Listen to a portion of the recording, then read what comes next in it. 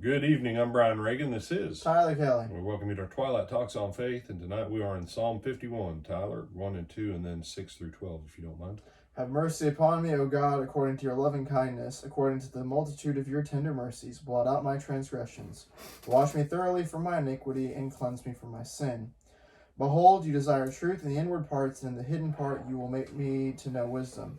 Purge me with hyssop, and I shall be clean. Wash me, and I shall be whiter than snow.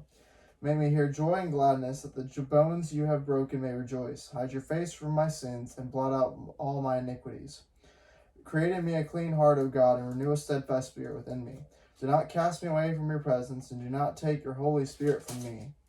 Restore to me the joy of your salvation, and uphold me by your generous spirit. Then I will teach transgressors your ways, and sinners shall be converted to you. All right, we'll go on ahead and do verse 14 then.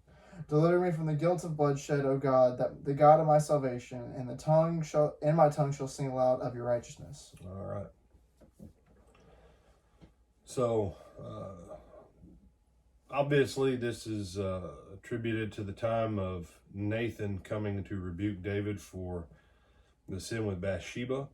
And David recognizes his sin immediately. He seeks the Lord. And the key thing is that David knows that he has gone crooked inside.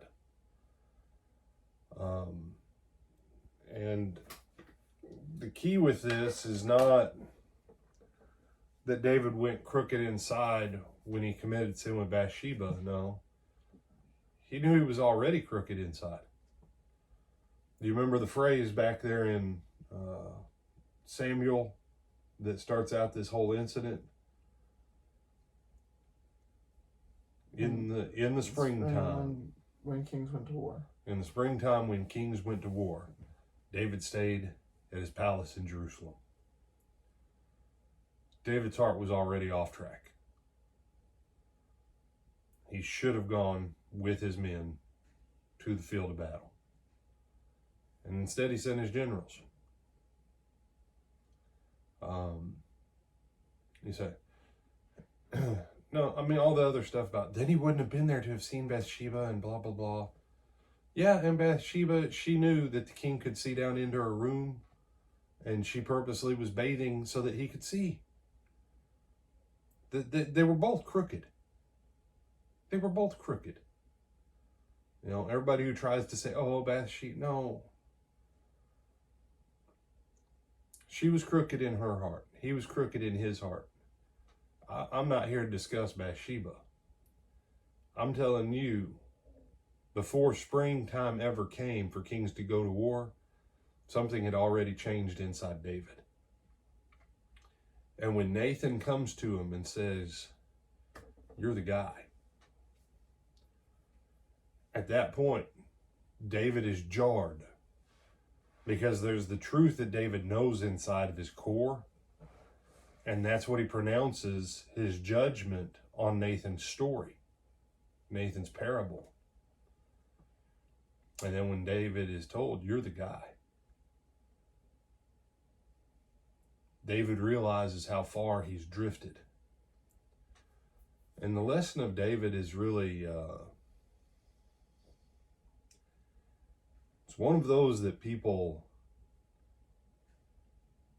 think otherwise, and that, oh, poor David, he was so great, and then he had this catastrophic fall.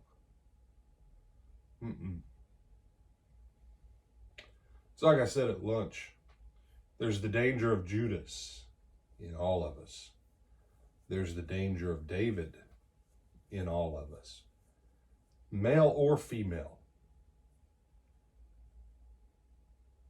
David had reached a place where he knew the truth, but he didn't care.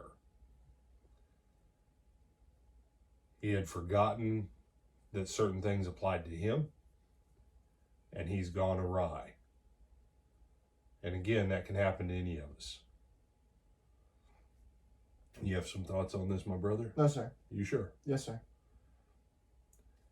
So when David says, create in me a clean heart, when you read later on, especially the 119th Psalm, How's the Lord going to purify David's heart? It's going to be through the word. David quit listening to the Lord. Unfortunately, you can say David started to believe his own press. And someone, you and I can't, on the whole, most people will never know what it's like to have crowds of people sing about how you're the greatest thing since sliced bread. David been having that since he was a teenager. Most of us won't go for a decade with an entire army trying to kill us and a couple of our friends. And then win. And you won't go from living out in the sticks to taking the most prominent, highest, best city in the entire region. And now you live in a palace of cedar. And everyone says and sings your praise that you're the greatest thing since sliced bread. And what's Nathan say to him after the Lord rebukes Nathan? You remember what the Lord rebuked Nathan with? Not that I had. The Lord went to Nathan and said, who told you to tell David to do whatever was in his heart? But that's fine. You go back to him and tell him, you'll assemble the materials and you won't build the temple, your son will. But let me remind you, David, when you were a nothing and a nobody taking care of your dad's sheep, I raised you up and I made you a shepherd over my flock.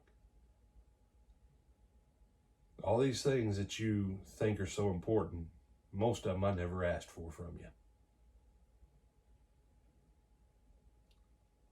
And that's how I know David had shifted off where he no longer was hearing the word of the Lord. Because even his prophet, appointed by God, sometimes got caught up in it and said, you're the greatest thing since sliced bread, dude. Do what you want. God's on your side. Dangerous place. That's why we always have to go back to the word.